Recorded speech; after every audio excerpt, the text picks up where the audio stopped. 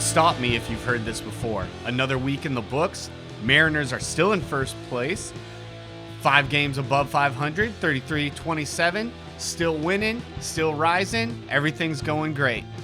And welcome back to another episode of the Sogcast. I'm Patrick. I'm Matt. And I'm Garrett. And if I'm not mistaken, we're 6 games above 500 there, Patrick. Well, you're lucky that this is not a math podcast. Yep, there we go. That's true. We're not out here doing math. But it is nice to go into June being over 5 games above 500. I was hoping that we would, and we did. We took care of business against the Houston Astros, our division rivals who we've dominated the last 2 years now. And That's this big. is feeling nice.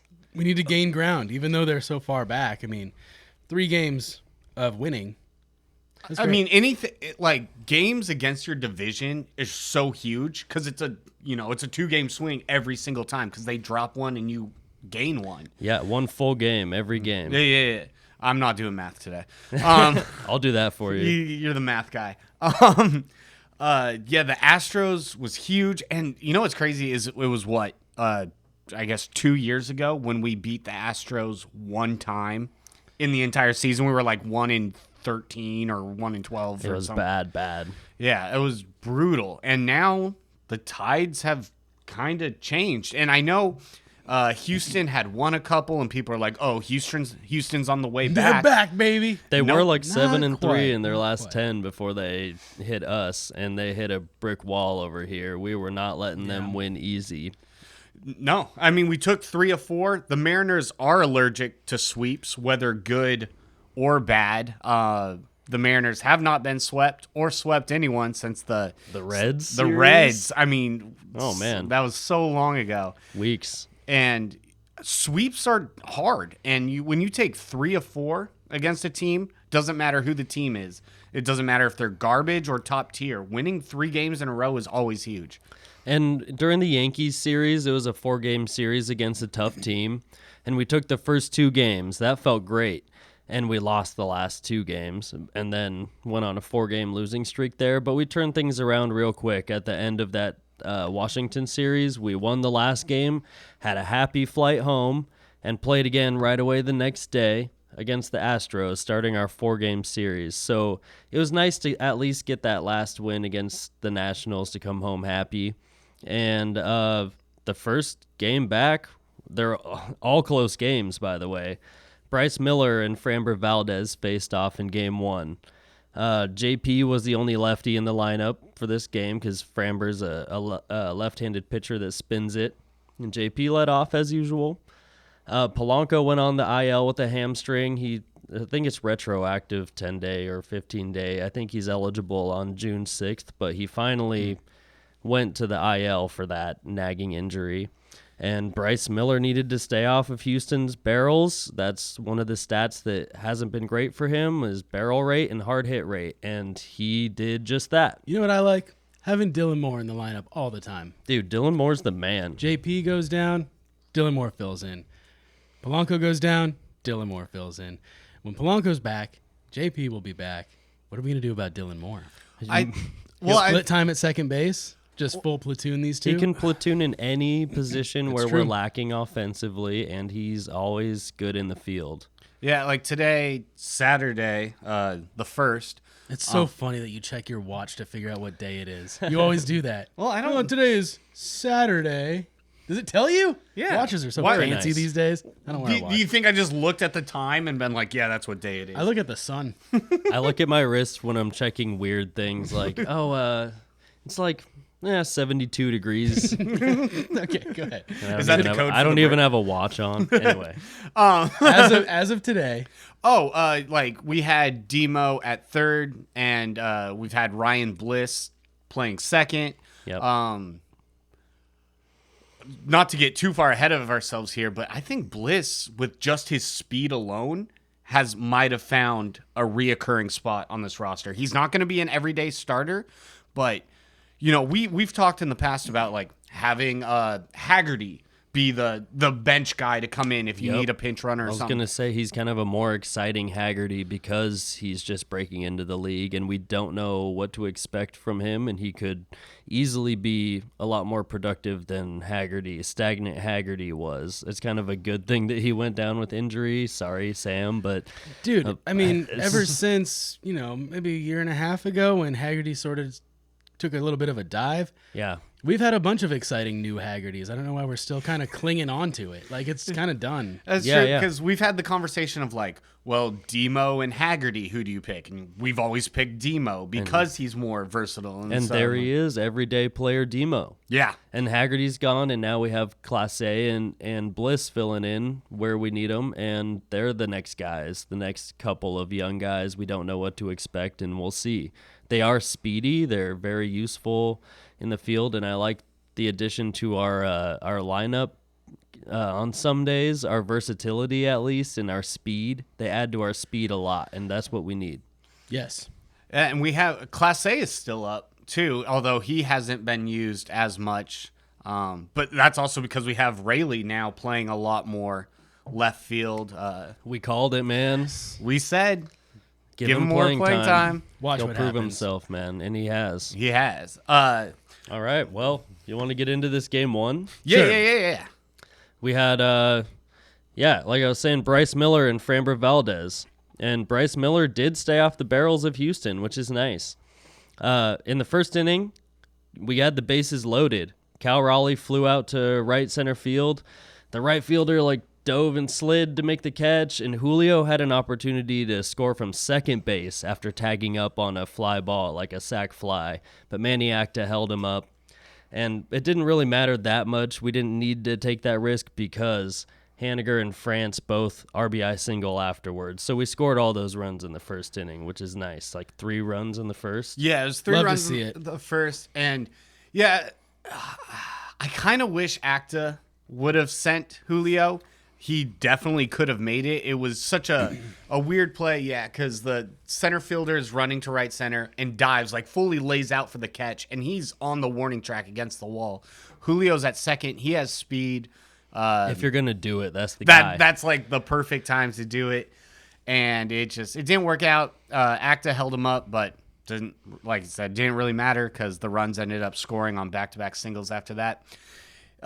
So good to see us get on a starting pitcher early. We've been struggling against starting pitching, and we put up a few runs early against Framber, which is very nice. I got a question real quick before we move on from Julio. Do you think there's a weird kind of relationship between Julio and Manny Acta right now, since Julio blew past him after that stop call, and now they're kind of being pretty strict about it, and that's why he was like, dude, don't test me. You could probably make it, but I don't know. I'm not trying to say Manny was going to try and bully him, just listen to me. Nothing like that. I get what you're saying. But do you think there's a weird... Well, there was one miscommunication and now they're paying attention to it kind of thing? Actually, that's a pretty good point to bring up because honestly, the players should not run through stop signs. You see it happen on occasion, and sometimes it works out, sometimes it doesn't. It really is a coin flip on whether if the runner chooses to blow through the stop sign. But all in all, you should be listening to your third base coach. I didn't really fault Julio for blowing through a stop sign, but you should be paying attention to your coaches and what they say. And on those plays, they are going to be close. If the runner runs through it and he's out by a mile, obviously you learn a lesson, and you're going to listen to your base coach from then on. You're going to be more careful. But if it's kind of a coin flip, 50-50 play, and the player takes it on themselves, they have to wear that after the game in the interviews and everything too. Definitely. And learn from it either way. Even if they scored, they have to have that conversation with the third base coach and make sure things aren't weird when they're on the field in the moment. So I think that they're fine. It's just a conservative call by Manny Acta right. there. That's more what I was getting at. And it's also kind of funny that Acta had 2 separate things in this game. Usually you don't talk about the third base coach all that often, but with the holding Julio in the first, and then later on in the game, Rayleigh got hit by a pitch and immediately stole second and dove in, and the ball sailed over the second baseman's head, went into center field. Rayleigh wasn't aware that the ball had overthrown. He slid in, his head is down and he's just kind of chilling there. A lot of times that player will hold the tag on him too, so they think they have the ball and they, but he didn't have his eyes up is the point. Yeah, and I was watching this one on TV, and you could hear Acta screaming through the TV broadcast. It's like, you gotta look up, Yeah. Which is fair. Use your eyes. But it is just kind of funny that Acta happened to be involved in 2 separate plays in this that was worth mentioning. I do really like Manny Acta. I like Manny Acta too. Yes. Conservative plays, aggressive plays. He's there and he's always doing a good job over there. I think it's been pretty rare that he's ever especially this year. There's been some times in the past, but he's really good about not sending people when they're most likely going to get thrown out. I think he's an excellent third base coach and knows when to hold them. He can be a little conservative at times, and sometimes that can be a little rough, especially with the Mariners offense. When they're struggling, and you really want to get those runs in. There's times where he's held people at third, and then the Mariners offense can't get him in, which is kind of frustrating. But there's no way to know for sure. It's a hard job. It is. Mm-hmm. Cool. Well, in this game 1, I mean, the first 5 innings kind of flew by. Bryce Miller was dealing, staying off the barrels, keeping guys off base. Framber Valdez doing the same after the first. But the Mariners held the lead for quite a while. The 6th inning is when we ran into a little bit of trouble there. Ryan Bliss, unfortunately, had a throwing error on trying to turn a double play. And Miller was struggling in that inning, too. We didn't need that when we already had traffic. That was an issue. Bliss had 2 awkward plays in that inning with Miller struggling. One wasn't necessarily his fault. It was kind of weird. So there was the throwing error, which was 100% Bliss's fault. Yeah, definitely. But the other one, it was a soft grounder through Miller's legs, and Miller went like he was going to field it and then pulled back, and it was slow rolling. It's like rolling down the back of the mound and spinning. Because it did not have any quick movement on it. It was going pretty slow. And Bliss was charging it, but I think with him being a rookie, I mean fresh rookie. Yeah. And with him already having an error in the inning, he didn't want to rush anything and make another error. So he planted way early and let the ball come to him. And by the time he threw it to first, the dude busting down the line was safe. Yeah. So it wasn't an error on that play by Bliss, but still a little bit of a mental mistake. Not being as confident as he could be to charge that ball after his throwing error. Yeah, for sure. But Miller, he went 6 innings, 5 hits, 2 earned runs, 2 walks, and 6 Ks. So that's pretty solid from Miller again. It's a good day. 2 runs, that always gives your team a chance to win. 6 strikeouts, 2 walks. That's great. Not a lot of traffic, just over 1 whip, which is in line with what the Mariners do. The 7th inning, J.P. Crawford gets so pissed off. Early in this at-bat, the first or second strike that gets called is definitely outside. This pitch is so far outside.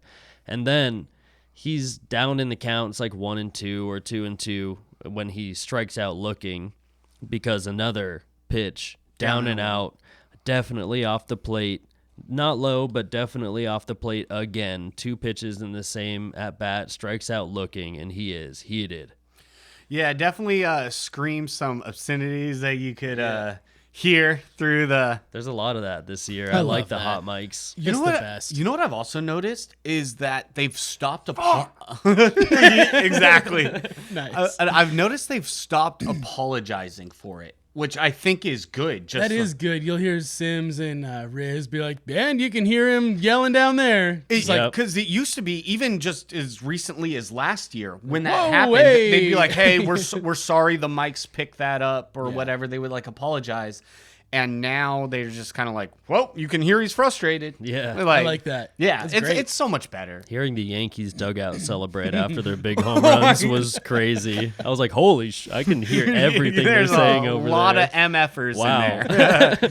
But yeah, it's kind of cool. I really like hearing the behind the scenes like that. It is nice. And I've also noticed, I think just kind of sports radio in general is getting a little bit more leeway, because I've heard like on 710 now they like throw out ass and hell, like minor stuff. Yeah. But it used to be so like G rated, and now Yeah, it kind of seems you're like they right. have a little bit more free range, I guess. Thank you, Howard Stern, for opening up the door for like That's true, normalizing and language on I radio. guess Pat McAfee does it a lot Yeah. too. Like it's so foregoes all of that. He's We're in like, the I don't- next generation. I don't give a damn, you know. Yeah, like, yeah. Whoa! Oh no! He was an ass Pearl out. clutching. He made an ass of himself. exactly. What a but shit. it is nice to hear someone on the radio be like, "You can tell down there." He was like, "What the hell was that?"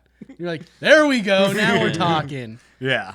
It's good stuff. It really puts the fan in the game. Mm-hmm. It's good to hear that stuff on the radio and on TV. You know, what kids are watching, whatever. You got to know what's happening in the game. You know they're using that language because they're upset or very happy. Like, it's an extreme moment and extreme language is used, and that's the way it is, man. It's an emotional game, and we love it because it's that way. And it is nice to have that kind of inside, like to hear the players and that raw emotion on the field, even if they're, not swearing. Just the celebrations, like being picked up more from the kind of ground mics. It's really fun, and yeah, it makes you feel like you're there and part of the action. It's great. Late in this game, this is a close game. The Mariners ended up winning this game 3-2. So we're going to get down to the 8th inning here, and Gabe the Babe has a masterclass inning. The lefty comes in, shuts the door, gets Kyle Tucker and Yordan Alvarez easily. He was dominating. And even though Gabe's ERA has been over 6, I still trusted that guy to get those outs, no problem. He's had some blow-ups, but we know how sexy Gabe the Babe can be out there on the mound. So he got it done there. And then late in the game, bottom of the 8th, like you were talking about, Luke Raley. Yeah, the steal, and I love the hit by pitch and immediately stealing. That's cool. That's awesome. It's like you put me on, now I'm in scoring position. Yeah, what's up now? That raises the blood pressure quick. And that's against a lefty-handed pitcher. So, Yeah. I mean, the second you get on first, isn't the idea to just take off and just be like, wow. You let- don't even let- give him like a second. It's tricky. Well, lefties are trickier because They're they're looking they're at you. staring right at you. And they Yeah. can make a move. They can lift their leg like they're going to pitch and make a move to first base. So you go on first movement, and if you get picked off, you're still trying to steal second base. Yeah. Or you get picked off bad, or like you just go on first movement usually on a lefty and hope that it throws them off and Right. they can't throw you out.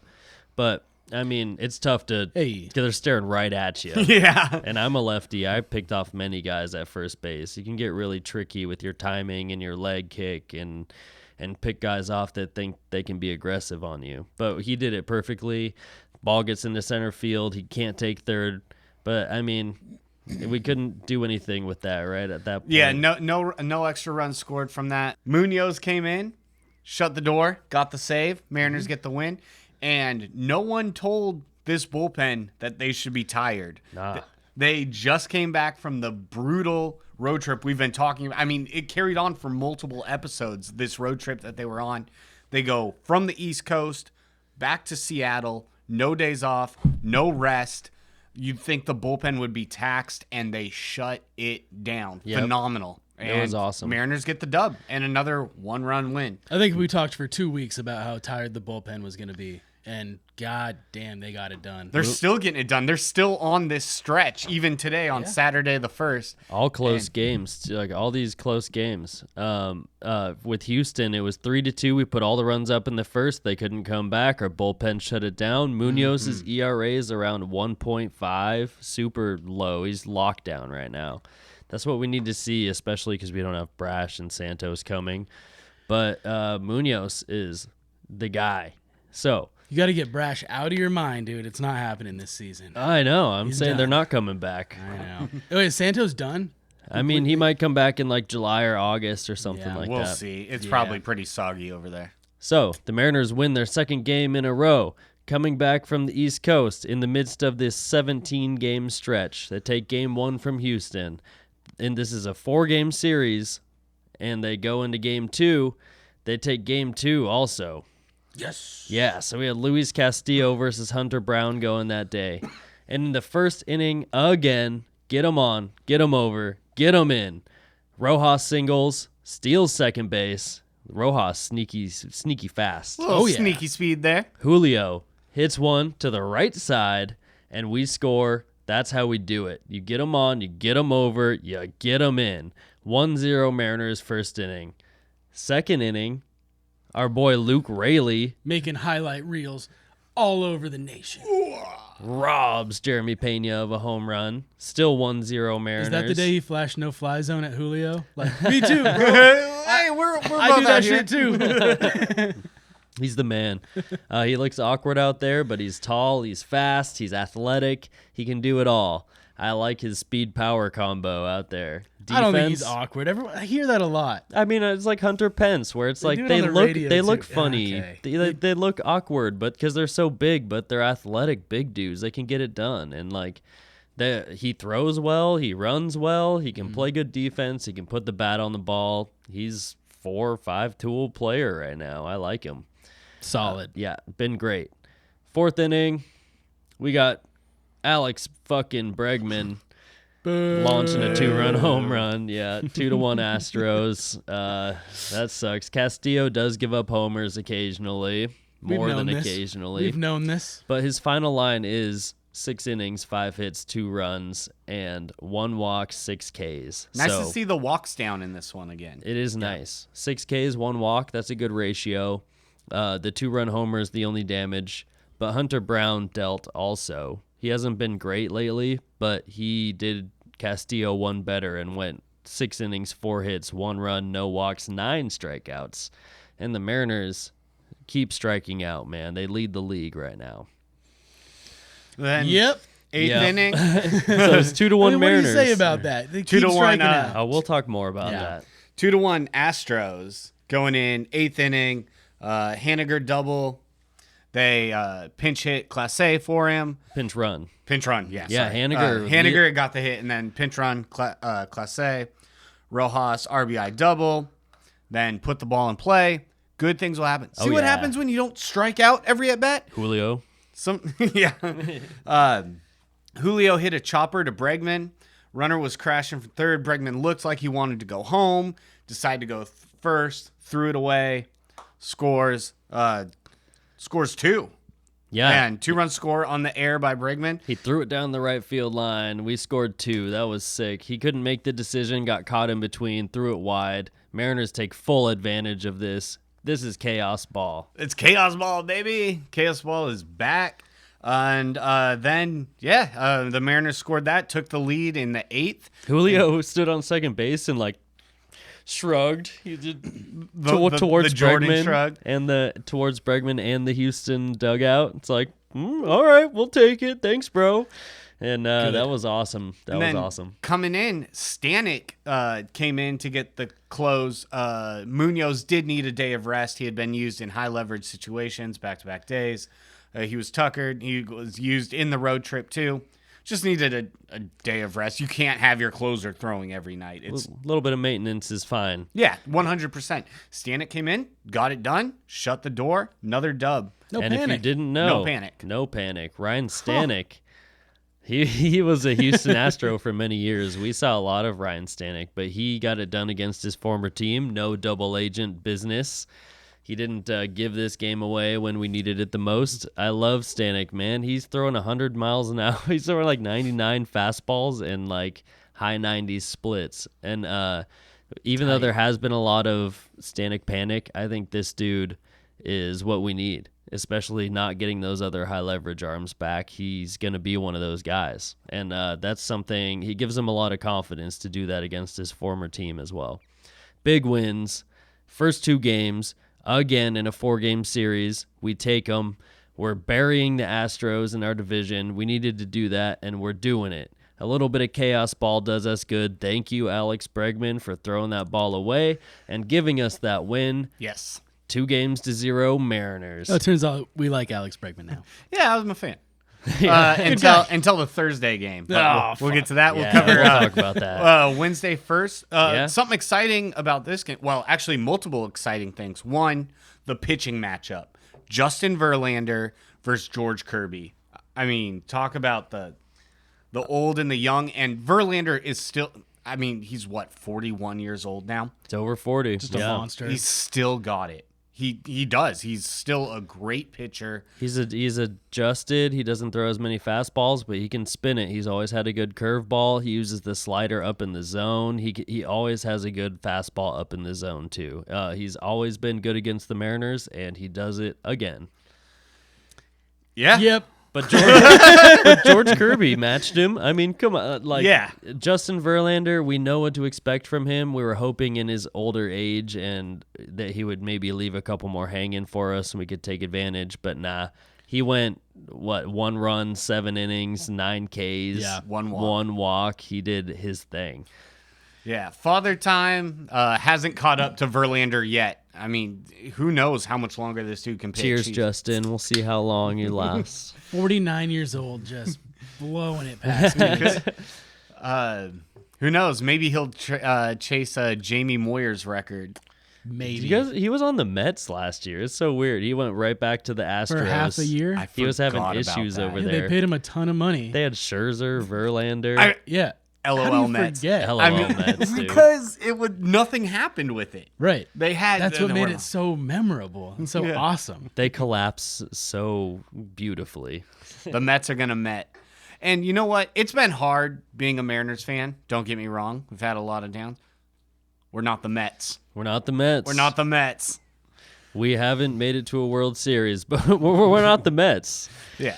We have a good thing going right now. George Kirby had a good thing going. His 5 starts before this start in May, all of his starts in May, 1-3 record, 4.5 ERA.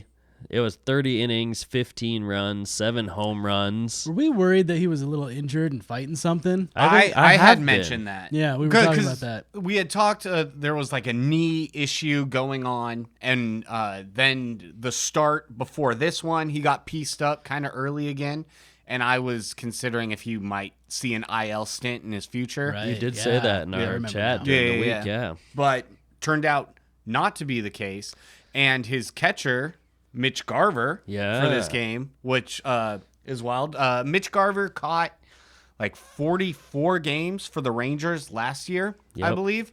And they told him that when he came here, he wasn't going to catch.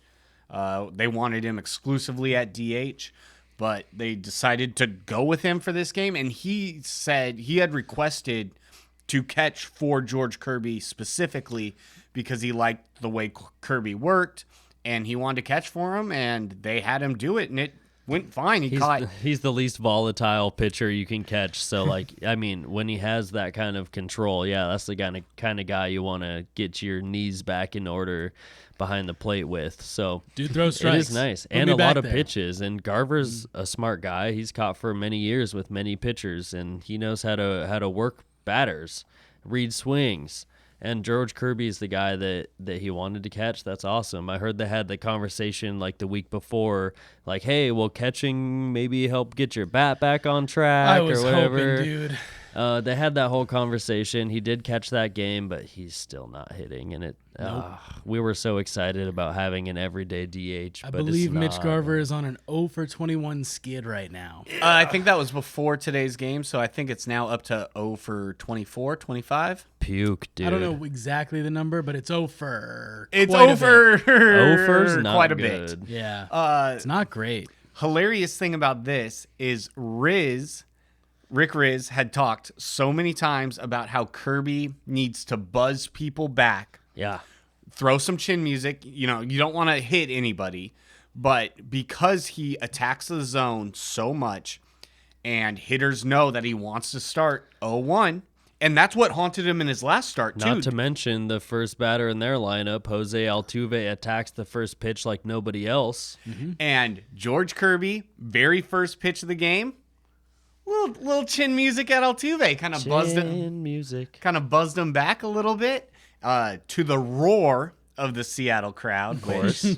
Goes from boos to cheers Real real quick, quick. on that one pitch. Which, Yeah, that's awesome that Kirby knows, too. And you have to do that to a guy like Altuve, regardless of how much our fans hate him. That's a thing you need to learn how to do. And he's taking these huge strides forward. This is maturity. This is what we need. He has that control. They know you want 0-1, but you know he likes to swing at the first strike. You play that chess game with that guy. One of the most tenured players in the league, one of the most proficient first leadoff hitters, home runs, singles. He's a guy that's up there to hit, and Kirby right off the bat showed what he's all about. And he cruised, man. He cruised through 3 innings. He buzzed Altuve a second time. Yeah, Altuve came up again, first pitch, buzzed him back again. Hilarious. This game was flying through 3 innings because the Mariners couldn't hit either. But also in the 4th inning, Houston strung 3 singles together and scored 1 run. Just little weak contact, little squibbers, hits through the hole. What can you do? But in the 5th inning, our boy Dom Canzone comes up and blasts one. On the first pitch, too. He knows what Verlander was trying to do. Maybe Verlander should have buzzed him back. I think so. But he didn't. And boom, Canzone, tie game, 1-1. 1-1 game. Kirby goes 6 innings, 1 run, 8 Ks, no walks, as usual. Yes, dude. What a boss. All of our pitchers are going 6 innings, less than 2 runs again. We have another little streak going on, honestly. Our bullpen's still on fire.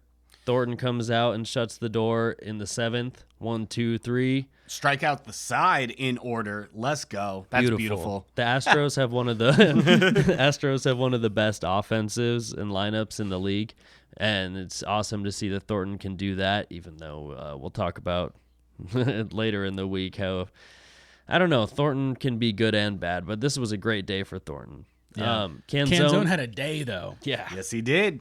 He had the home run and a diving catch. Robbed Kyle Tucker. Kyle Tucker I think he's 3rd in the league in home runs right now.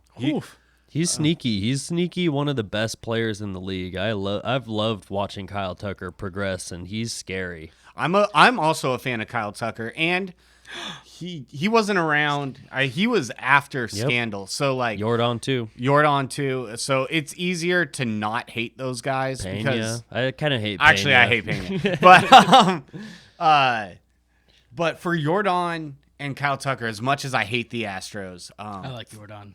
Those players are fun. Dude is a monster. Yordan's an absolute monster. Yeah. They're good. He's a lefty who hits really lefties. Yeah. Who would have thunk? This dude's insane. That doesn't even. No, that's not real. It can't be done. Lefties can't hit lefties. Lefties don't hit lefties. Well, we got late into this game. It's still tied 1-1, I think. Late in this game, Gabe was pulled after the minimum. Did he allow base runners? So with the Gabe thing, he looked a little shaky again. Now with the new rules with baseball, you have to have Kyle Tucker is 2nd in home runs behind Aaron Judge. Just behind What Aaron is Judge. happening? Wow. That's Aaron crazy. Judge has 21. Kyle Tucker has 19. Wow. That's a lot. Yeah. So at the end of this pitcher's duel, it's 1-1. We're going into the 8th, 9th inning. We have to talk about this decision Scott Service made. I honestly probably the most pissed I have been in quite some time. When was this? The 9th inning with the Rojas coming up. Dude, yeah. We have 9th inning, 1 out. So Rojas led off the inning, grounded out. Mm-hmm. It's 1-1. 9th inning, Julio's up. He singles, steals second base, and they throw down to second. The ball gets into center field, and he takes third base. So we have a runner on third base with 1 out. Rojas didn't lead off. He's batting after Julio. So Rojas is now coming up. Oh, yeah. My bad. No, it's all good. Whoever was before Julio got out, JP probably. Yeah. But Julio made it to third. 1 out. Game is ours. This is it. The bottom of the 9th inning. 1-1 game. Runner on third. 1 out. This is we can squeeze. We can sack fly. Put the ball in play. Good things happen. And guess who's coming up to bat? Josh Rojas, who has been one of our top hitters. His average was up over 300 for most of the year. It's dipped down a little bit, and even his dip down, it's still over 280. He had a little slump, and he was starting to come out of this slump. This is still a guy that we trust at the plate. And he's a left-handed hitter, and it might have been the whole like lefty thing. I don't know what it was, but either way, Scott made the decision that Rojas is not going to hit. Rojas, who is batting .280, one of the top averages on our entire team. He's seeing the ball. He's hitting the ball. He puts it in play. He puts the ball in play, which is all you need to win this game with the walk-off in the bottom of the ninth. And Scott, because of the damn handed matchup, and Rojas is left-handed, pulls Rojas to put in Ryan Bliss, a fresh rookie who has not had a career hit. And wouldn't get a career hit for a while. He's trying to set up this stupid fucking storybook moment instead of having the player that strikes out the least on our team hit. Like, he just needs to put the bat on the ball. Look who's on third base. It's Julio fucking Rodriguez. Any ball in play, I mean, put the contact play on with that guy on third base, might as please. well. Because he's probably going to make it. But nope, Service risks it for the Blisket and fucking puts Bliss in there, and he's swinging. Like, I thought they were gonna. It's like, okay, sick. He's gonna get the suicide squeeze here. He's gonna get the squeeze play, and Julio's gonna score. It's gonna be sick. Nope. He's not gonna get the hit. Easy. Let's get out of here. He goes 0-2. I'm just like, dude, are you fucking serious? I was so mad. He works it full, which is nice. Good battle. He does have JP like qualities to work the count, and he works it full, but strikes out. It's like, sick. All right, now there's 2 fucking outs. No more sack fly. No more fucking squeeze opportunity. I was pissed. That game should be ours. And then Mitch Haniger came up and fucking struck out too. And I want to say I don't put the blame on Bliss in that situation at all. Me neither. That's a rough situation for this guy. And even Scott in that after game comments was like, "Oh, it's a big moment for this guy." Fuck the big moment. Like, he blew over that. He's so lucky we fucking won that game. Scott is so lucky that decision was so bad. So bad. Oh, terrible. You can't put in Bliss in that. You can't draw up a storybook moment like that. If he's in the lineup already and it's his turn to hit, sure, maybe let him hit. But it's Rojas' turn to hit in the lineup, and he doesn't get that opportunity. What is Josh thinking too? Like, are you fucking with me right now? Yeah. I don't get to hit right now. Our boy Service out when here the game's to write on the line. fairytales. He's the guy we need most. How did we end up winning the game? So boys? Munoz, we go into extra innings. We're going into extras. Free baseball. Munoz comes in the 10th, and again, electric. Had the rest the night before, so he's a little fresh. I mean, obviously still fatigued from all this usage during this game stretch. Looked great. But looked great. They didn't even get the free runner that we do now. He didn't even get the free runner. The Astros did not get the free runner even over to third base. Nope, he stayed at second base the entire time. Boom. 3 outs.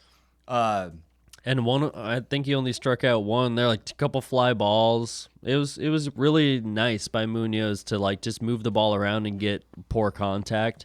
They couldn't even move the runner over. Honestly, they should have just tried to bunt. But how do you bunt against a guy like Munoz too? That's scary as fuck. That's coming in hot. Yeah, like 99 to 100 mile an hour fastballs or sinkers.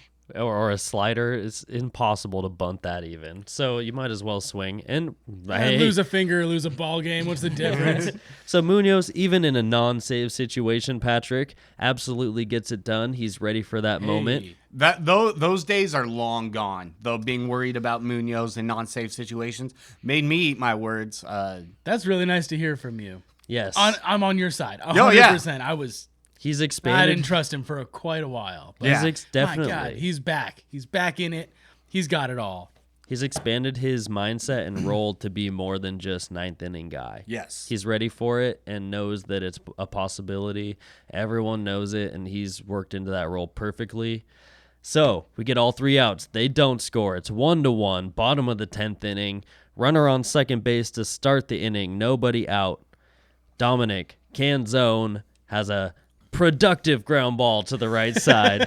Moves the runner to third base. That's exactly what we need. Like we're saying, move the runner over in a game like this with very few runs, very little offense. Move that runner over. 1 out, runner on third. And then they They didn't intentionally walk Cal, but they did the unintentional intentional. Pretty much. Where you pitch around, you're not trying to find the zone because, one, if you walk him, which is pretty much the goal because it sets up the double play with the one out and they'll get out of it. That's what they want. And so you pitch around the zone hoping they chase, maybe hit some weak contact, and if you walk them, that's kind of what you wanted anyways. 3 pitches outside. Yeah. So Cal gets the walk, sets up the double play. However, Rayleigh was like, you know what? I'm not going to ground into a double play. He works the count, gets a walk. We have bases loaded, 1 out. Pressure's on their reliever. And guess who's coming up to the plate?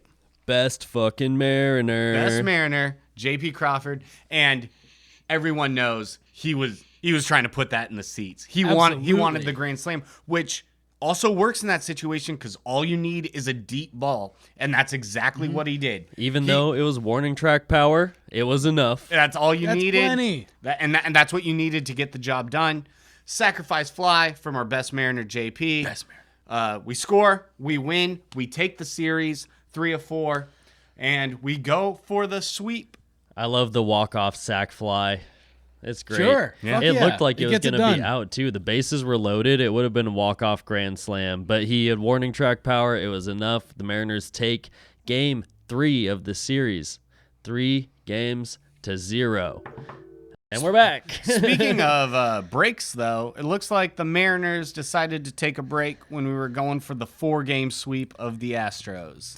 4-game sweep is insane, though. It's hard. And it's at and the it's end the of Astros. the 17-game stretch that Yeah. we're on. It's like game 13, 14 of this 17-game stretch. 14. So It's on a Thursday, which we don't usually play on Thursdays. Like, I don't care. weird day game on a Thursday, Weird too. day game. Mariners aren't good at day games. I've noticed this. I looked it up. Mariners on day games, not great. Logan Gilbert got blown up a little bit. Against a guy, Arrieta.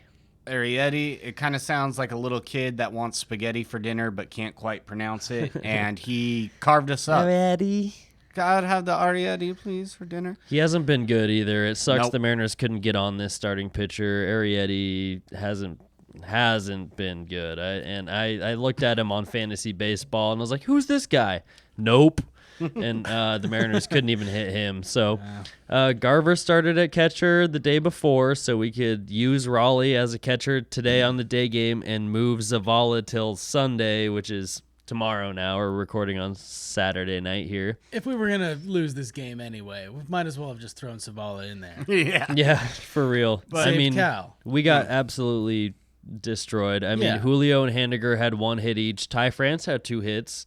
And that was all our offense did all day. We had a few walks. JP with 2 walks. Hey. Normal JP shit. Ty France heating up, too. Ty France is heating up. Bro. Yes. Did you I've know been waiting for Ty France to heat up, and finally, bro. Ty France has the highest OPS on our team now? Good. Yeah. So I like that for Ty France. Me too. His swing revolution might be working. It's a fucking revolution in this bitch. Gilbert got knocked around, especially by Alex Bregman. He hit a home run and a triple. They hit 2 home runs. It was 6 innings, 8 hits, 4 earned runs, 1 walk, 5 Ks. He put it in the zone and they hit it. They took game 4 pretty handily. The Mariners didn't score a run. No, we got shut out. And it was Twist the 5-0. Are we done? But Are the we done with Mariners, Thursday now? the Mariners took 3 out of 4 games from the Hey, Houston Astros. That's all positives. They were surging. The Mariners shut them the fuck down and buried them in the AL West. Still first in the West. Still the only team that's over 500 in the West. And fuck the Astros. Well yeah, said. Yeah, and one thing that's funny, well, not really funny. Actually, this kind of ties in leading to the Angels series, too. The Mariners got shut out on that Game 4 against the Astros, which means despite the Mariners winning 3 of the 4 games, they actually lost the run differential in the series by 1. Yeah, they did. The Mariners have the least amount of runs scored. No. besides the Chicago White Sox. Cool. Ah, Yeah, that's where you want to be. perfect. The Chicago White Sox are a complete dumpster fire of an organization this year. Last Shit I show. checked, they have 15 wins. They and the Mariners are the only team that have scored, or the Mariners have only scored more runs than the White Sox. Every other team has scored more runs. Most of them significantly more runs than the Mariners. I did a little bit of research after Friday. The I did a Mariners little have bit of scored research. 216 runs, and that's 28th in the MLB. So we passed another team. We were tied with the Marlins. We're We were going tied. up now. Now we're above the Marlins. We moved up one Let's fucking place in that category. So Oh, you're still right, by the way. things That was are- my bit of research. The White Sox have only won 15 games. Yeah. things are Oh, trending upwards. Sick. Fuck yeah. So taking 3 out of 4 from Houston was great. Now we don't have to worry about them for another while. We've already played them a couple times this year. We're killing them in the divisional series, tie-break type stuff. Yes. It's great. The Mariners are going into their last 3 games of a 17-game stretch before a day off on June 3rd. They need that day off badly. Yes, they do. The Angels suck. They're bad. They're very bad. They have nobody. So they have no Rengifo. Otani. They Ohtani's have no gone. Trout. But yeah, Trout's Rengifo. We kind of are shutting down Rengifo a little bit. They have Taylor Ward playing left field and second base. They have Mickey Moniak. Yeah, that's right. Mickey Moniak's a guy. Logan O'Hoppe. Yeah. They got guys. They got some guys, but they suck. It's not working for them. Yeah. Well, They're trash. Brian Wu goes Friday against the Angels, and he's been absolutely dominant since he's been back. He's been on a little bit of a pitch count. We'll talk about this. Funny that you late mentioned in the that. game. But in Okay. the first inning, 10-pitch inning, barely sat down. You barely have time. The national anthem ends. You're like, oh, I should sit down. And it is the bottom of the first. 10 pitches, blew through them. Bottom easy. one. Yeah. Makes it look easy. And in the bottom of the first, J.P. Crawford, best Mariner, leads off with a double. Rojas slaps a single. Julio walks his 100th walk of his career so Hey, far. Nice. Cal Raleigh with the bases loaded, or second and third, sack fly. We It score was- a run with a sack fly, and I'm happy because we need that. We'll take it. And it was a good catch by the center fielder too. It could have gone for more. Is that Moniak? That's But sack fly, and then Ty France, who has been hitting like crazy, 2 RBI double, and again jumping on him early, 3-0. It's the key. Feels great to jump on a guy early. Soriano was the pitcher for them. He throws like 99 consistently, and we were ready to jump on his fastball. Ty France heating up. We 3-0 Mariners right away. We need that. We did that against Framber, but didn't score for a while. We'll see what happens here. We got Wu breezing through the third inning. Easy. Face the minimum through 3. 1 base runner, got a double play. We turned 2 5-6-3 double plays, which means JP was covering the bag, shifted up the middle, third base to shortstop to first base, and it's rare that you get 2 of those in the same game. He ended up getting ground balls when he needed them. Only struck out 2 guys, but he was dominating this lineup. That they couldn't hit him for shit. In the 5th, he had a 5-pitch inning, which again, don't even have time to sit down, and the half inning's over. I mean, just efficiency, just absolutely phenomenal from Wu. I expect him to go deep in this game, right? He's cruising. Yeah, he's crushing it. He's not giving up any runs, barely Honestly, any hits. Dominating. Working quick, and he's at 66 pitches. Oh man, he could go 8, maybe a complete game. Crazy. In the notes, I'm taking notes during this game. We have a working document, a live document during the week, and Don't reveal the behind the scenes. and I was like 7th inning. You want me to pull down this curtain? I was like, Wu goes out for the 7th. I already had it written because he's 66 pitches through 6. He's so effective. He's so efficient. He's definitely going out for 7, right? Wrong. Wrong. Whoa, why? Whoa, what? Inexplicably, and I had to miss. I got a phone call. I actually had to miss a little bit. I come back and I hear Woo has been pulled at 66 pitches. And Lost his damn mind on us. And I was like, took it out on me and Matt. And I was like, is there an injury? Like, what happened? I was pissed. Yeah. What happened is that Scott just decided to pull him at 66 pitches with absolutely dealing, and brought in Trent Thornton, who has his ups and downs, but I'd say overall he's a solid dude.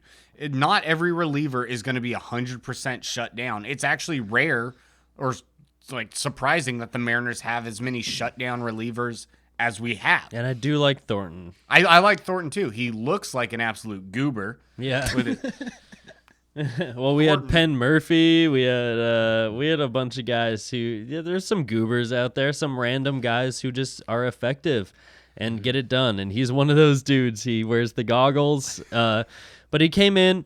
Okay, sorry. I got to hold up for a second here because in the 7th inning, it was country music fireworks night this night.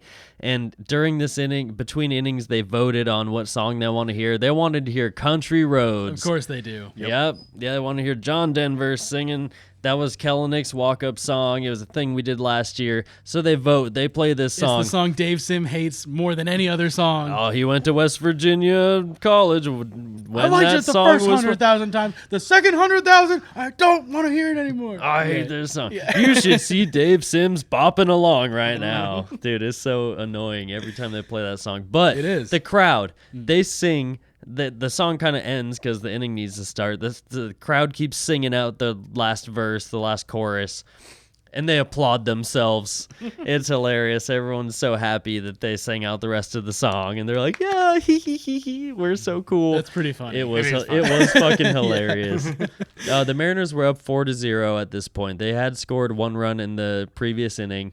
Thornton comes in, strikes out the first guy, walks the second guy. Okay. Gives up a double. Oh, no. Uh-oh. So he's faced 3 batters. His second and third, 1 out. Awesome. Not great. Ward, he takes off on contact on a ground ball to third base. Straight at our third baseman. I think it was Rojas. Threw him out at home. He was out by so much. They played the contact play. So Thornton, he gets that out. But also... he faces O'Hoppe. He's in there facing another batter with traffic. He goes from 0-2 to walking Logan O'Hoppe. So they have runners on, loaded, and then they go get the lefty Taylor Saucedo. Saucedo coming back from his injury stint. It was nice to see him back until it wasn't nice. Yeah, he hung one, dude. Joe Adele comes up, and honestly, cool moment for Pinch this hit. dude. Pinch hit, grand slam. Sucks. It was brutal, especially when you pull your starter. It hurts. Who's had an amazing game. At 66 pitches. We're up 4 runs. And he then was cruising. The bullpen comes in, and that happens. Saucedo Tie gives ball a game. pinch hit, grand slam, tie ball game, 4-4. Brand new ball game in the Yeah. 7th inning. Another thing that really frustrated me about this decision is this stretch of games that we are on. Our bullpen is getting used night in and night out, 3 weeks straight. You have a chance for your starter to potentially go 7, 8, maybe a complete game. You pull them, and now we're using our bullpen even more. Absolutely did not need to be done. Completely baffling decision again. And Scott made some comments about it after the game, which we'll discuss as we finish up this recap for this game. Yeah. But so we're in our bullpen. We're tuckered out. And, yeah, we blow the 4-run lead with a pinch hit, grand slam. Yet, Mariners find a way to win. They do. They always do. They're Yet finding again. new ways to win and just expanding their repertoire for winning games. I like it. That's what we need to do. Get ways to win in games where we don't expect that comeback. Find ways to win the game when where it's a close and late game. These guys are finding new ways to win every week. Ty France gets the go-ahead RBI. Was it a home run? I can't remember if it was a home run, double. It's actually not in our notes. I was looking through it. I was like, Yeah. damn it. Anyways, Ty France hits something. Sorry, makes it 5-4, and then Pilar. So we're going into the top of the ninth, 5-4. Pilar on the Angels had a rough bit of a game. He had dropped a ball earlier at the wall, caught it in his glove, kind of popped out, which allowed 2 runs to score. It was a Ty France home run off almost the upper deck. The one off the facade. Yeah, Dad perfect. power. Thank you. And so Pilar, then his at bat in the top of the ninth, there's 2 outs, and he almost hits a home run. It just barely goes foul. He crushed this thing foul. It would have been a home run to tie it up. Yeah, and then I believe he walked. He did. 2 outs. He's now on first base. Joe Adell is now coming up with a chance to give his team the lead. He's the one that hit the pinch hit grand slam Already earlier. the hero. And he's ready to make this game his. And Pilar gets picked off at first base to lose the game. Pilar was thinking, let's steal second base. He was a little bit too greedy, got a little bit too much of a lead, got picked off. We take care of business, and the Mariners end up winning this game without giving Joe Adell a chance to be the extra hero. And I love the another walk-off pick-off. And another. I mean, it happened to Julio. First one of the year for the It Mariners. sucks when it happens to you, but it's pretty dope Great when Cal Raleigh does it. I guess it is the second one for the Mariners. The first one wasn't for us, but yeah, that was great. And another 1-run game. So that run differential. One thing, a big thing we forgot to mention. After the shutout of the Astros game, the Mariners fired their offensive coordinator.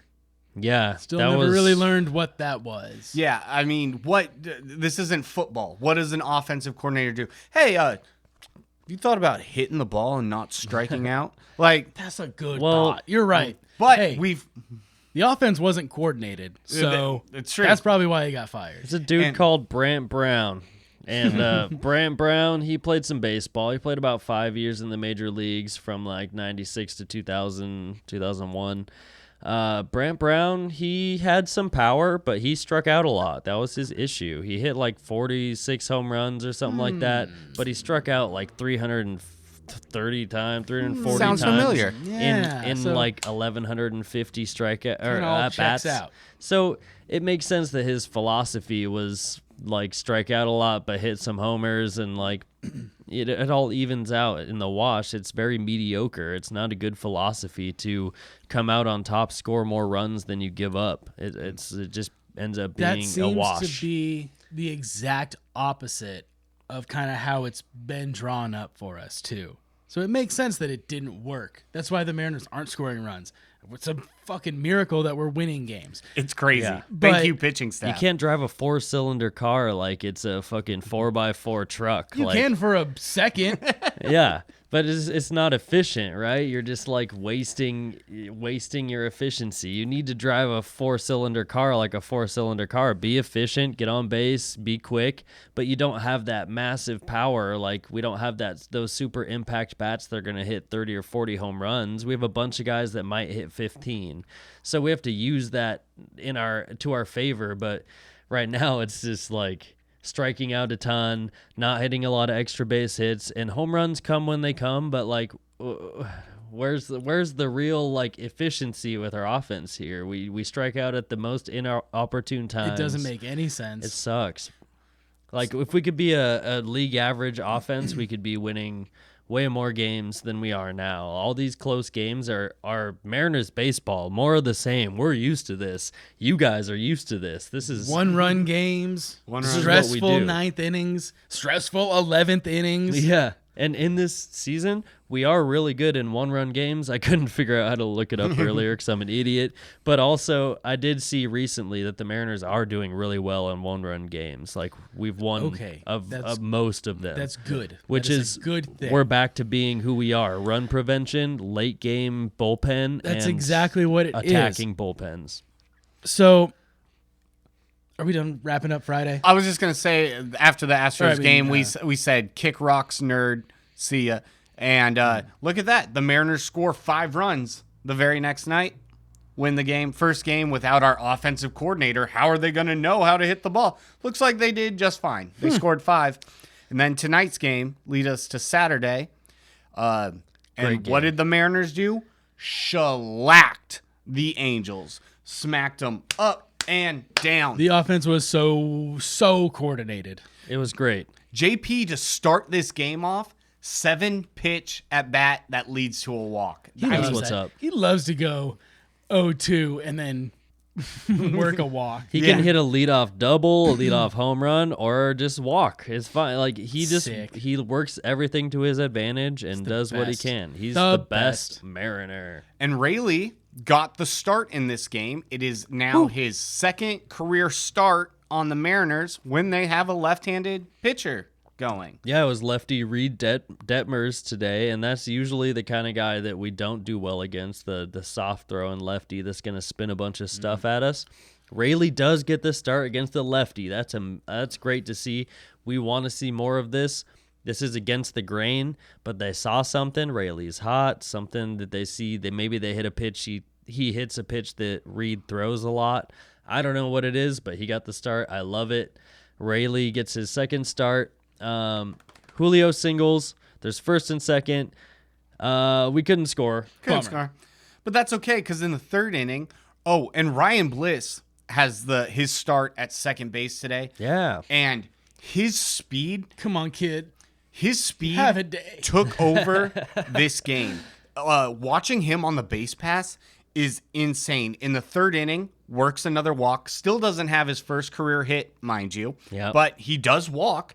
And when he gets on base, what he can do is crazy. He actually attempted to pick off at first. He was leaning. Detmers, the lefty, throws right to first base. And this dude is so fast, breaks for second, beats the throw after getting caught in no man's land. Goes on first movement, gets picked off, doesn't look back, just goes full speed to second base, steals second on a pickoff. That's what we need. Bliss is here to inject a little bit of that speed. Class A too. I like what they got going on. Amazing. And then he took third. Just a little sprinkle on top of that. And then steals second after getting picked or attempted picked. Steals second, steals third. Julio with 2 outs, hits one through the right side. Boom, Bliss scores a run. Get him on. Get On him the over. board. Get him in. Look at that. Bam, bam. What a 1-0 wonder. Mariners in the third inning. And then JP did something today. JP, the Best Mariner? best Mariner. The best guy on the Mariners right now, JP Crawford. 2 outs, 2 strikes, bases juiced. and blammo, grand slam, right field. Detmers hung one on a 2-2 pitch, and JP said, "You're gonna pay for that," and he did. Grand slam. He said, "Grandma, get out the rye bread and the mustard." I like that Dave Sims said that he went large. That's Yeah, awesome. that's He goes nice. large. That's Nice, a good dude. call. Yeah. JP As much as I'm annoyed with Sims, that's a good call. Yeah. I like Dave Sims. He's just really annoying. We all have that friend. Sometimes he has one too many coffees and I can't stand him. I'm like, bro, what the fuck are you? You're so caught up and I can't understand. Sometimes- Say what's happening. Sometimes please. I can't follow because he's so like one note. He's like, blah, blah. And there's a runner on third base. He breaks for home and the run comes in. I'm like, whoa, what? Can you please be like, the run comes in? This is like I don't know. It's really hard for me to follow. I have a love-hate relationship. Absolutely. Yeah, Love but it. going large, JP Crawford. cool. Fuck yeah. and grand slam. JP chases Detmers from the game, and I just got this news update during our break. Detmers has been optioned to AAA. Oh. His JP's grand slam bumped him from the majors. That dude's about to be riding the bus in AAA. He's for a got little to bit. go see a sports psychologist after that one. Rough go, Ooh. Detmers. Sorry, that does suck. I mean, He's on We've a seen shitty that guy for team. years. yeah, Yeah. I'm actually surprised that they're That is crazy. Sending him Lefties down, like but- that are valuable too. Like it's like a Kyle Bradish type guy, or like a John Means is more relative. I'm a Means fan. He's more of a John Means type dude. But hey, I mean, Wild. sucks for him. I couldn't imagine Detmers getting sent down, but shit then, happens. JP happens. And Then then a couple boring innings. I've Yeah. got a lot A of little bit. baseball. True. But Bliss Then again, making a huge difference in this game. gets his first major league hit. Congratulations, Bliss. I mean, what a moment. And he's had his playing time. He's had a handful of at-bats in Was this this time. his 4th, 5th game? Something like that. And he finally got his first major league hit. Yes. Very nice. And, up the middle. Right up Yeah. the middle. And then his speed, again, talking about Bliss's speed taking over games. Fly ball to center field. I'm not talking a home run robbing fly ball to center field. Fly ball to just center field. Casual, normal depth, everything. Bliss tags from first and takes second base on it. Crazy. The throw came in on the line. It was a rocket, and Bliss is just that fast. And now he's on second on a fly ball to center field. Next at bat, bloop single, scores from second. I mean, that's... He almost hurt himself a couple times today. I was pretty worried. He's had out there Rengifo playing hard. Fall on him at third. Head first slide, crumpling up at second base. They had the trainer go out. He stayed in the game. They're like, "Hey, come get your boy. He's hurt." And like, Yeah. no, he stayed in the game. He's cool. His speed is his biggest weapon, and we were using it today. It's good to see that we have someone like that. It's way more exciting than Haggerty. Works a count, too. He sure Yes. does. He's not some like pinch runner that you have to throw in the 8th inning. He's doing ninth JP inning. type shit. Yeah. going He from got on, 0-2 he got to on full. base 3 times today. You know, like You two can work Two walks. of those before he got his first major league hit. Yes. That's exactly what I'm talking about. He's watching JP. Yeah. good.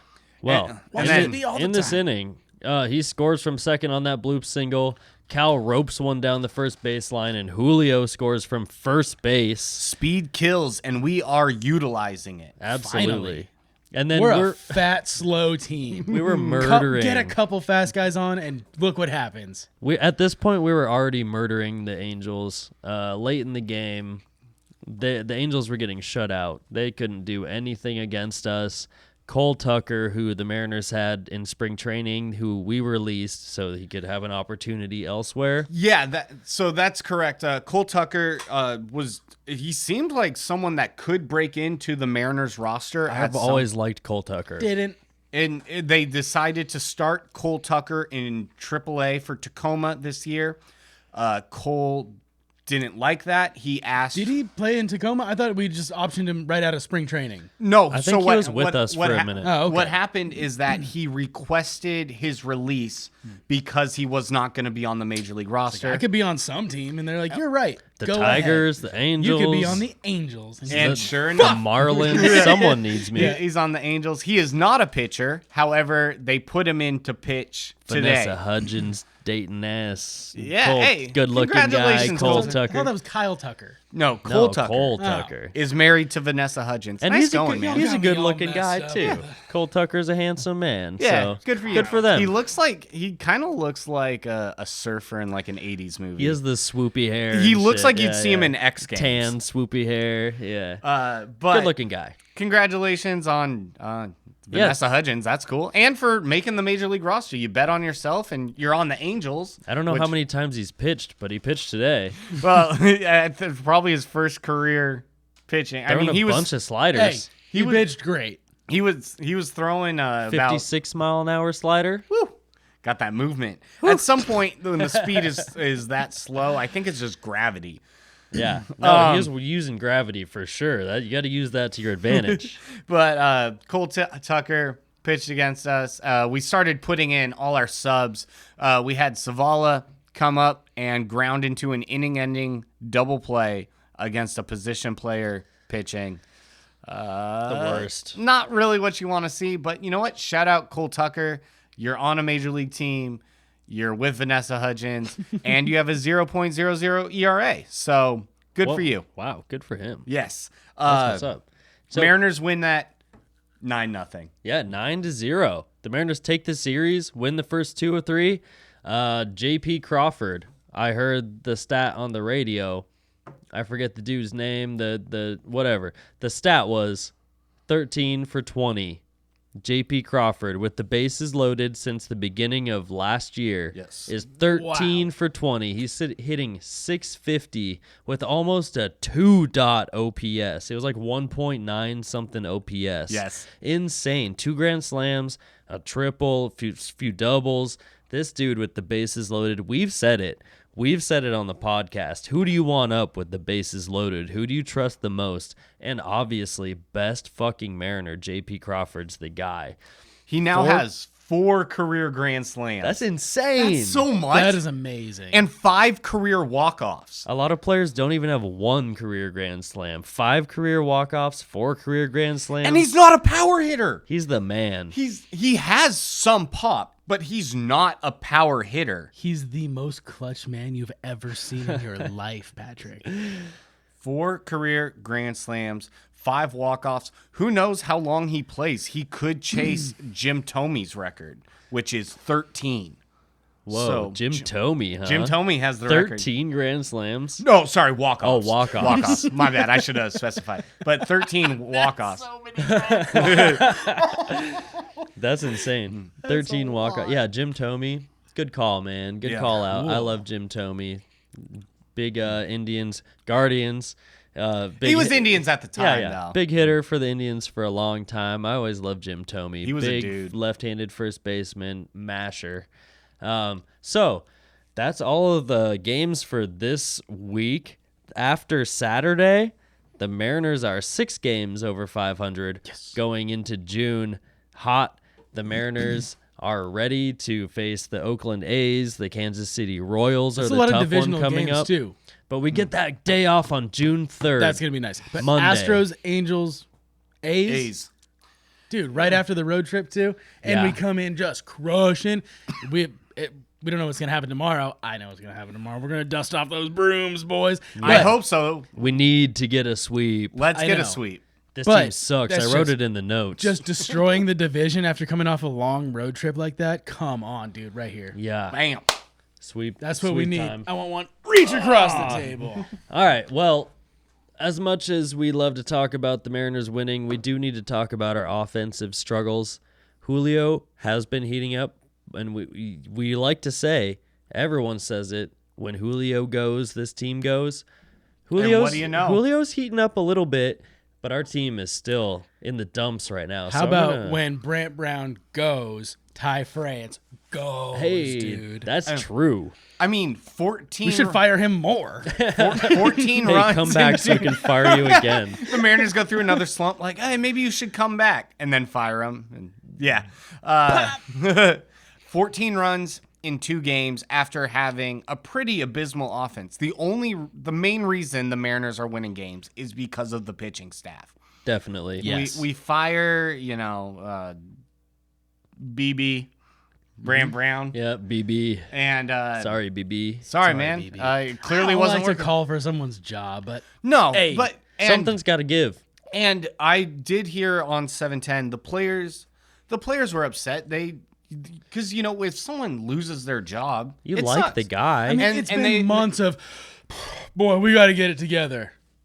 So then get it together. I think Service and Brant Brown may have played together at the maybe career have too. ties. Like there was something going on where I don't know. He just didn't fit, and we brought him in at the beginning of this year to maybe change something. Nothing changed. It didn't. We can move on from him more easily than someone who's more tenured in our program and understands what's going on. And they didn't hire anyone else. It's just that the 2 other guys have a more expanded role because they have a better understanding of what we're trying to do and what different players want to do. And something's got to give. The Mariners, I think they went out and did all that just for Brant Brown too, not in spite of him, but like, hey man, sorry. We're gonna go put up these runs for you, brother. Like, hopefully you're good. If Yeah, anything, also that go seems take more a- insulting. Go take a position that is real. Maybe Yeah. Go be And something for some team. go work for a college. Go to the minor league organization. Major Whatever league you're gonna fucking do. role that isn't offensive coordinator, some made up True. bullshit. He has a place in baseball. I agree with that. And he's worked with teams in the past. He's been with the Marlins. He's been with the Dodgers. It just didn't work out here. But yeah, also, I agree with Garrett 100%. Creating this make-believe position and thinking it's going to change, like, our offense, and it just didn't. It didn't work out. Best of luck. I hope he finds a job somewhere else, whatever. But Yeah, he has a job somewhere. We But banish you back to the Marlins. So I'm just gonna run down how bad our offense has been despite great. our winning. Can I take a break while you do that? No, just kidding. Just give me 2 minutes, and I need one of those breaks here too. But so the Mariners have hit 69 doubles. That's not good. Oh, no nices for that. nice. It's not there nice. we That go. sucks. Yeah, it sucks, dude. That's last in the league. Yeah, that's really bad. The next team is the Miami Marlins with 77. We're like 8 behind God. them. But we have 63 home runs. So we're hitting more doubles than home runs now. Any doubles today? 2 weeks Did you ago. shrink that number? No, I don't No, think this so. is oh, maybe. Go ahead. But I remember last week or a couple weeks ago, we had more home runs than doubles. We finally have more doubles than home runs. So we're trending in the right direction, even though we're last in the league in Got doubles. a lot of catch up to do. So our offense, we've scored 216 runs, and that's 28th in the MLB. Out of 30, by the way. Yeah, out of 30. Got 9 today. That helps. Yes. This is after Saturdays or after Friday. So after today, we have over 600 Ks, but 599 led the MLB in strikeouts. That's not good. 178 walks was 17th in the MLB. So at least we're walking middle of the pack. Middle of the pack. We round up and call that pitches middle. and hit by pitches. We have 29 now hit by pitches, and we're like 8th in the MLB in that. Top 10 offensive stat, baby. We're top 10 and something. It's getting hit, but that's base runners. That's And Ty top 10. France has hardly been hit by pitch, and we're 2 or 3 times? and we're still doing okay in that category. Yeah, he took a step back. So Like, literally, take a step back. thank God Yeah. he can get to that inside pitch now. We're hitting 222 on the season. The batting average, that's really low. 28 out of 30 again. Yep. The 2 teams that are worse are Cincinnati Reds and the Chicago White Sox, and that's bad. 296 OBP on base percentage. We need to be in like the 320 to 330 realm to be like average or like good. Oof. We're 27th with 296. Our slugging, 364. 24th in the MLB.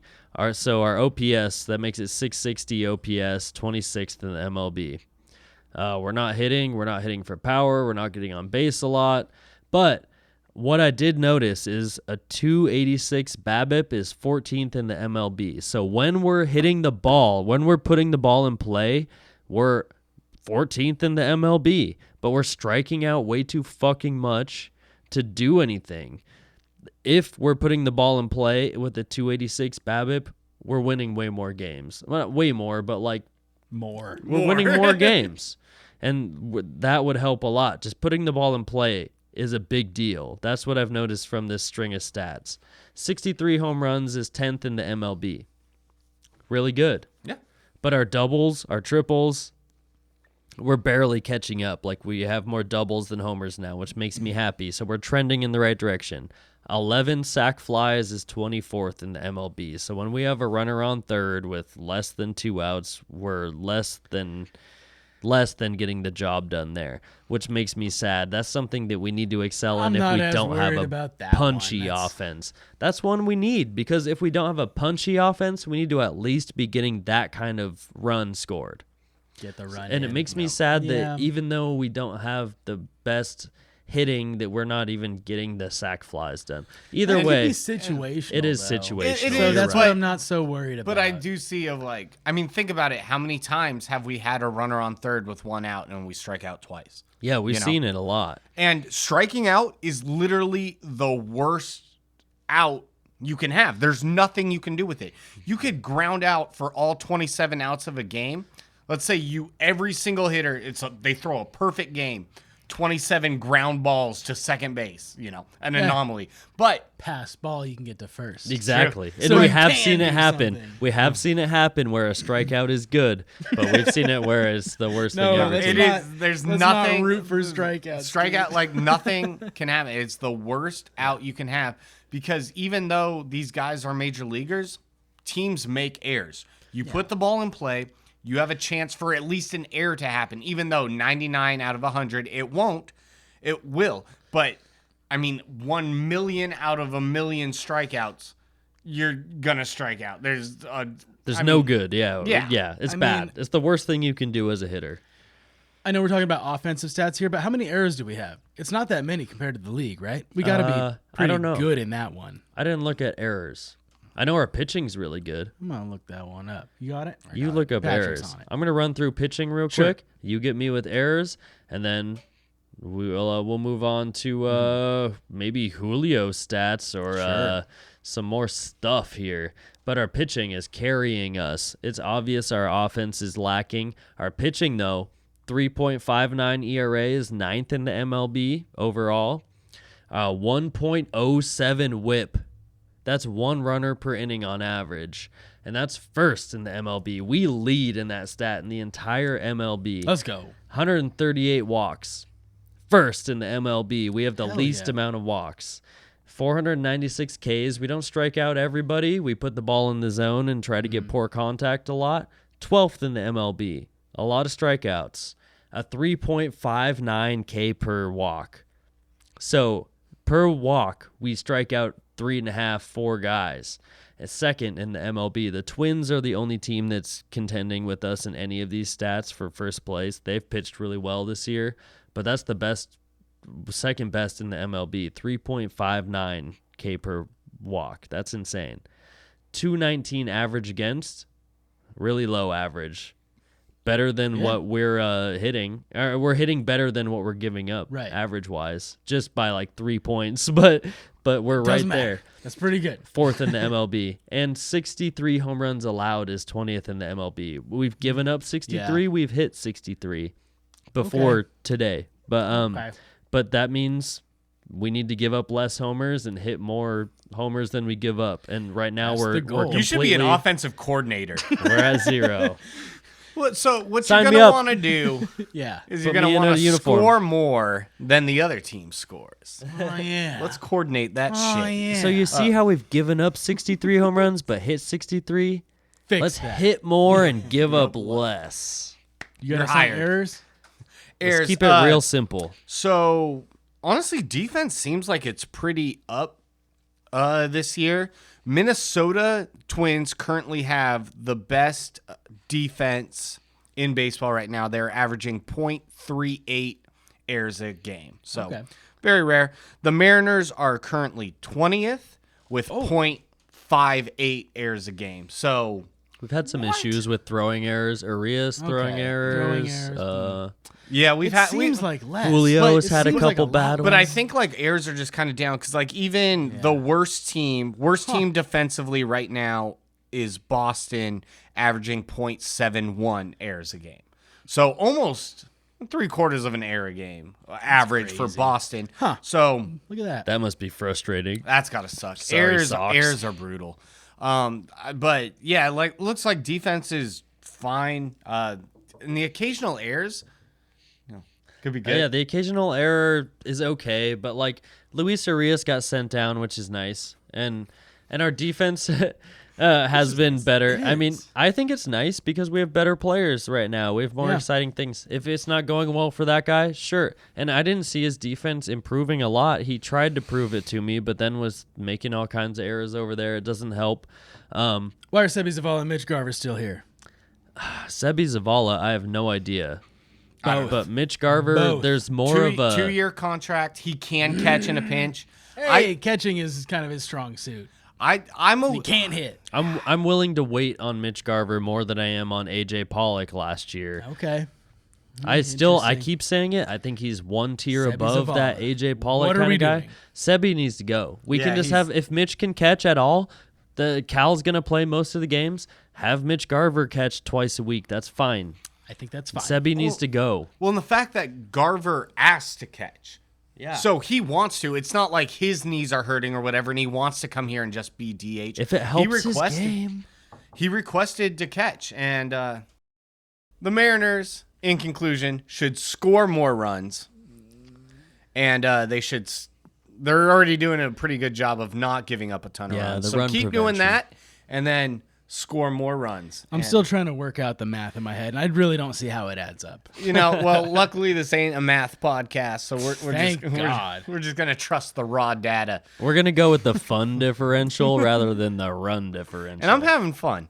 A lot of fun. The Mariners are first place in the West. It's crazy. Like I said last week, we're bitching from first place. Yes. Like, And I will say though, I don't think we're bitching per se.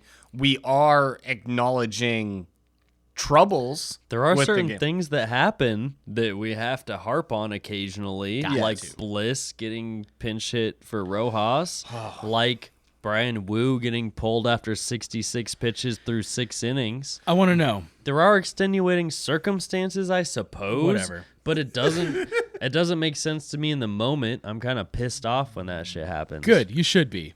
Those are moments where you should be pissed off. I even tweeted about it. Good. Follow Mariners Sogcast on Twitter. X, Twitter. No, Twitter. The Instagram, place formerly Facebook. known as Twitter. I have a Follow question us. for you guys. Yo. When was the last time Scott Service did something where you were like, smart move? I mean, there was. I'm not talking about like, that was a good decision, but like, ooh, good one. I do think last week we kind of discussed him leaving the starters in too long, and he did kind of rectify that. But it happened with Wu a week ago too, where we felt that Wu got pulled too early after the previous games where he left Miller in maybe an inning too long, and then Kirby, I believe, an inning too long. Gilbert, you're right. Thank you. So he has made some better bullpen decisions. It's with the bullpen. It's the bullpen is the biggest issues of like when he pulls starters, who he puts in, leaves them in for how long. He has gotten better in that. But one thing that was interesting is like with the Brian Wu thing being pulled at 66 pitches, which is baffling. it seems like let him go. He faced 19 batters. That's twice through the lineup. He's dominating. Let him. He seems like he's breezing through this lineup. Let him go through a third time. Why are they so afraid of him going a third time? I understand he only had 2 strikeouts. He didn't have quite the swing and miss he's had. Maybe he's had something going on with his arm, which is kind of what they were alluding to after the game, where he didn't throw a bullpen midweek. And also, he hasn't been built up to 6 up and downs. Like, who are you kidding? Why are you in the rotation if you haven't been built up to go 7 fucking innings when you've thrown 66 pitches? There's no way to build up to 6 up and downs unless you throw that bullpen, unless you go. And if you don't throw that bullpen, do it in the game. Let's build up in-game situation because we skipped that bullpen. We use the game situation where you're breezing through to build up to. There's no reason to pull him out except for that we're trying to save him down the stretch. And that's the whole idea is we need you late season, so let's save you now and make sure you don't get more inflammation early season against a team that doesn't matter when it's early. But That's not it, Ryan. Every fucking not it, game Ryan. matters. This is my thing is every game matters. Sure. When you have any pitcher breezing through 6 innings, through 66 pitches, you throw them out there for the 7th inning. If he walks a guy and gives up a hit, pull him then. Don't pull him like after 6.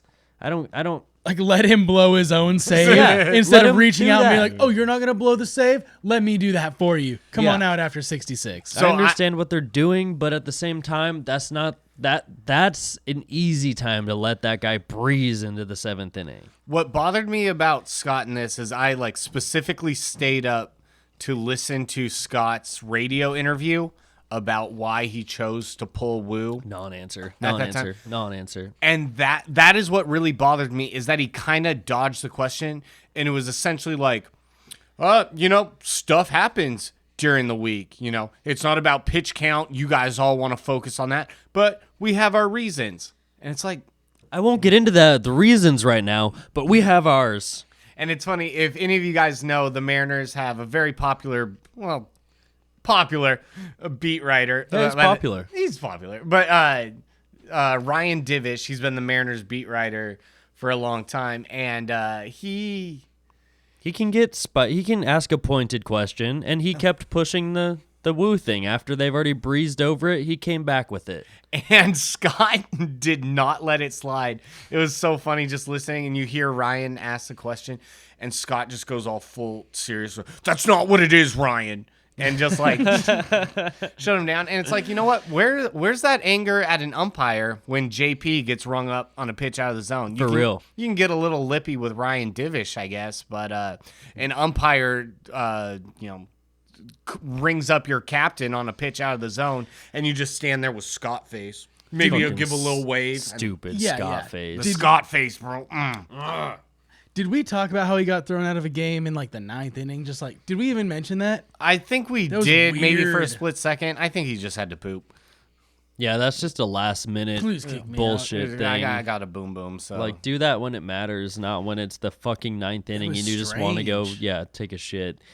But We I don't begged know, this man. dude to get fired up and go to bat for his players. Go to bat. He's soggy, bro. He's fucking soggy. soggy. We need to get a fresh, crisp fucking guy in here that knows what he's doing and knows how to think about situational baseball. Scott seems a little bit slow and fucking soggy.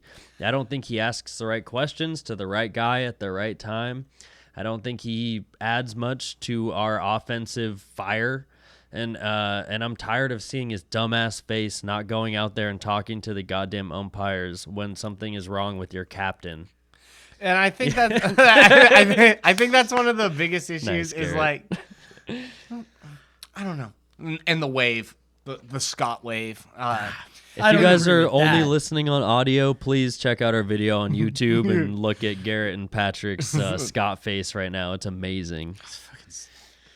We're tired of it, man. Honestly. And another thing that bothered me today is I watched the game on TV today, and the Mariners had a dominant outing, 9-0 win.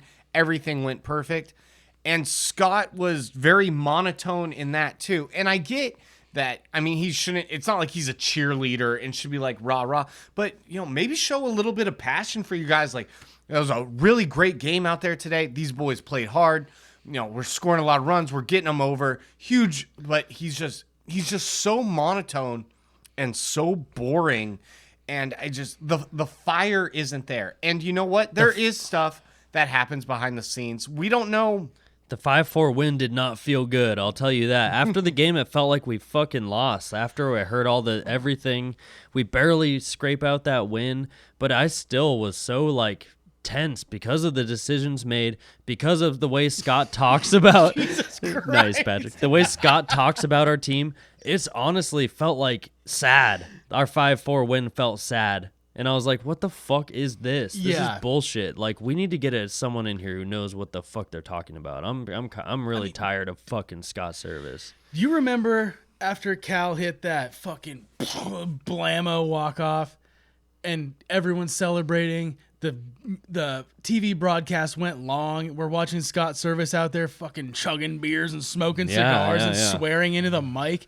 Like, where's the opposite of that? Like, why doesn't it go both ways? Why do we need to just squeak into the playoffs for him to show any emotion at all when on the smallest shit? Like you said, your captain gets rung up on some bullshit call. Say something. Where is he then? Get out there and at least think Come about on, getting man. thrown what out. Are we doing? Yeah. And I will admit, I was at the game when when we ended the drought and Cal hit his home run and stuff, and we stayed so late after as they celebrated on the field. And yeah, Scott celebrating and stuff. And I agree 100%. That passion is there. If Scott kept that passion that I saw in that day when the Mariners ended the drought, if that was him all the time, he would be by far my favorite manager of all time. Well, maybe Lou Pinella's still first because it's Lou. What are you going to do? Sweet Lou. Yeah. But just the fact that it took that one of the biggest moments in Mariners history for Scott to show emotion. And there is stuff that happens behind the scenes. Maybe Wu is dealing with some slight arm discomfort and stuff. I get it, but I don't like the non-answers. And I get that you don't have to give away the farm. You don't have to tell the media everything. But when you That's true too. But when you In just his say, defense, yeah. You don't It's have not to tell. his job to be the face of the Mariners. But when you just get out there and you give these non-answers and kind of duck questions, and then Ryan Divish wants to push for an answer, and you call him by his first name like a scolding teacher, that's not what it is. I'm talking about in game. That's my biggest thing. Yeah. Yeah. But post game, I'm gonna stick with post game here Okay. because they talked to Brian Wu, but they didn't ask Wu those pointed questions. They were directing him at Scott. This is what I want to bring up is like they ask Wu nice questions and let him talk about his day without asking him the hard question, which literally would set him up to fire a shot at the front office and the Probably don't coaching want that staff. because they saw what Cal Raleigh said. And it's a win. Like I'm saying, like Yeah, they don't that's want to true. ruin Spoil the win. Yeah. They don't want to dredge up drama where we don't need it. When it's like, okay, yeah, it's been a long stretch. You didn't throw your bullpen. Everything is laid out for you to understand why he didn't go deep in that game and how we want him to go later in the season. But it's still frustrating to watch. It's still frustrating to hear a non-answer from the guy who you need to ask that needs to answer that question, not from Brian Wu, who's going to throw a fastball at the front office or our coaching staff for making that decision. We need honesty and transparency from the guy, the manager, and not the young player who's just out there trying to prove himself. And in the moment, how he's feeling is how he's feeling. I want to hear it from Wu's mouth, but they didn't ask him those questions because Scott's supposed to represent him there, and he did not. I actually Post game, yeah, I see where you're coming from. I'm gonna go back to what Patrick said. He doesn't need to do any of that. Scott? Yeah, He's there to It's represent annoying his for us, player. right? I want to hear honesty from someone's mouth about what happened, and I didn't hear one honest answer from them, and they didn't ask Brian Wu the pointed question because they don't want to give him that ammo. So to split the difference on this, one, yeah, Scott doesn't need to tell everything, but you would like a little. I don't like him just completely brushing off and being like, I have my reasons. We have our reasons. Don't worry about it. How about some transparency? A little bit of We transparency is fine. I get not opening the 11 herbs and spices secret recipe. Like, I get it. But a little bit of something means a lot. And actually, I do really respect the media and it kind of goes off your point that we had in the group chat of like Wu not having the veteran status to answer those types of questions. I actually really like that the Seattle media didn't try to fish with Wu and like try to get him to say some shit. Me too. Or whatever. I thought that was really cool, and I did like the point. Don't stir the pot. Yeah, of It's a not putting him in that situation. So because we've seen what happens before, like what Cal Raleigh said about the upper management or whatever, where he's like, yeah, well, if we get some fucking bats on this goddamn team, we can win some games. And they like, well, let's not do that again. yeah. But he was right. Cal was right. Yeah, he's the kind of guy But that they can definitely send that handed message. him the gun and been like, shoot this wherever you want. And he went, Hey, Cal. full, Here's here's the big mustache guy. Yosemite Sam. Yeah, he went full Yosemite Sam with that gun. Yeah, that's what I mean. We need more of that, but Cal's the kind of guy to do it. Brian Wu's still not that guy, and the Mariners are still winning. Brian Wu still dominated, and I'm not worried about him. I'd rather he stays comfortable if that's where he's at personally. Cool, I want to hear that from him. And I'm okay with what happened now, but in the moment, I was definitely heated. Like, what kind of fucking bullshit decision? When is that ever made? How many times has a pitcher gone 6 innings, 66 pitches, shutout ball, and not pitched the 7th? Without an injury or something. That's a rare occurrence. I mean, hey, we don't know everything. There's probably other shit going on that we don't know. So we're just talking about what we do know, which is big donut, nothing. it pissed me off. Scott It's what we can Service see on TV. isn't representing our team the way I want him to. Brian Wu's awesome. Yes. The Mariners keep finding ways to win. Yes. And we're 6 games above 500 in June. We're a month just over a month away from the All-Star break, which is where I want to be 10 games above 500. And It can June happen. could be our weakest schedule in our whole season. I think June might be the chance we have to really show what we have and make our front office trade for an impact bat. But Ty France, we were talking about Ty France being a trade thing. He is the highest OPS on our team. So maybe we just add a DH. Because Mitch Garver's kind of a nobody at the moment. Yo, what if seriously? An What NH. if He's we big NH. what if Not we hitter. send Not hitter. Zavala to Valhalla? And that was I literally Poems. Dude, that was good. So we send Zavala to Valhalla. He kicks rocks. He does whatever. He can go back up Luis Torrens somewhere. On the Mets. Oh, LOL Mets. Oh, Jesus. I think they released Torrens. No, they one just likes got him. Oh, they got him? They Oh, got man. him. They decided But- that was a good. But we okay. keep Garver Metsy as as a the backup catcher and get another DH, maybe someone that could That's play. the move. Yeah, I Yeah, think Garver that's backup 1000% catcher. The move. Get because a it's bat. not like Garver doesn't know how to catch. So your backup catcher is right there.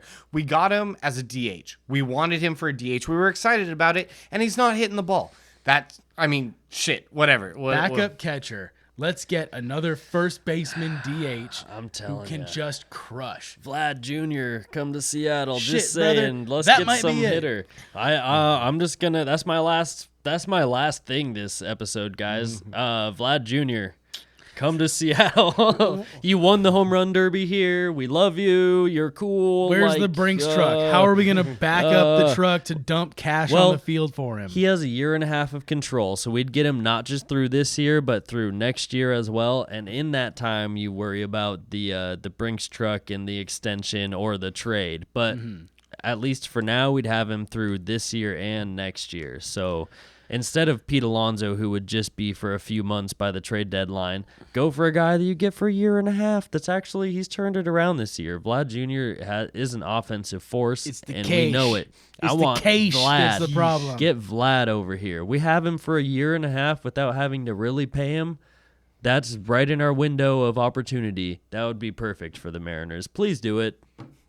Jerry, please. Please. Jerry, please. Jerry, Justin, please.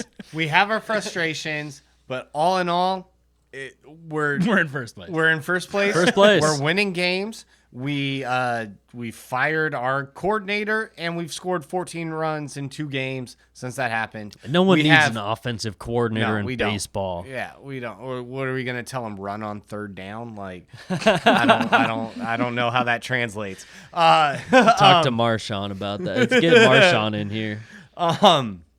The Mariners keep winning. We do have a very easy schedule for the month of June. And this is typically midway through June is when the Mariners get hot. And the fact that we are already in first place. We are winning games. Let's just hope we keep this momentum going. Keep going. Let's get a sweep on Sunday against the Angels. And then another finally, one. And then finally enjoy a day off because these boys needed it. And then we play the A's. That's Yes. another The A's, sweep. the Royals, the White Sox, and then the Rangers. Bro, So this we is gonna are be a ready to great go month on of a baseball. winning run here. This Is this the month you have to miss a couple eps? The end. Okay, Yeah. well, We'll worry about that. We'll worry about that later. But, let's just crush. we've got a June. lot of exciting baseball coming up. The Mariners are playing great. This is Things are going great. We're happy. Thank you for sticking with us through, again, another long episode, but we have fun Thank doing you. it. We had a lot to talk about, and we'll be back next week to make you guys the most informed fan base in the universe. Thank you all for watching, and go Mariners!